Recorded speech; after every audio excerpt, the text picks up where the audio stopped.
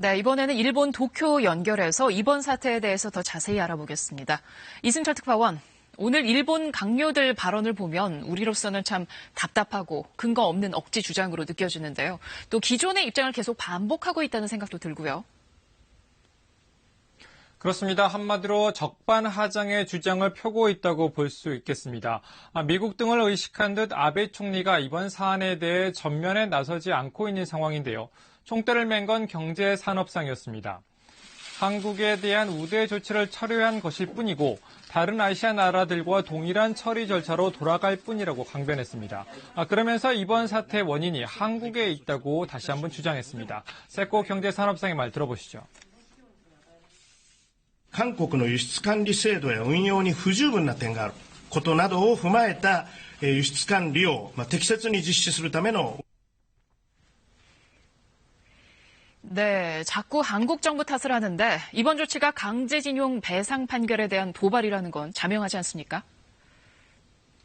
그렇습니다. 일본 정부도 국제 여론을 의식한 듯 한일 관계에 영향을 미치려는 의도는 전혀 없으며 어떤 대항 조치도 아니다. 이렇게 일부러 밝히기도 했습니다.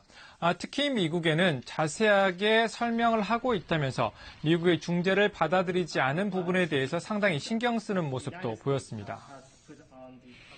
이런 일련의 조치는 일본 측에도 분명 손해가 있을 텐데 왜 이렇게까지 무리수를 두는 걸까요?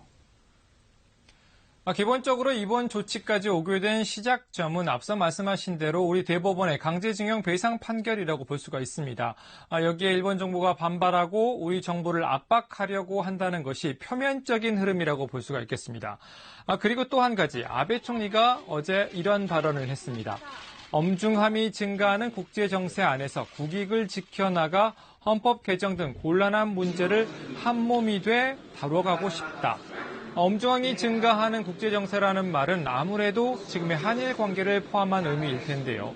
개헌과 직접적인 관련이 없는 한일 관계에 국익을 끌어들여서 지지층을 결집하고 개헌 추진의 명분으로 삼은 것이라는 분석이 가능해 보입니다.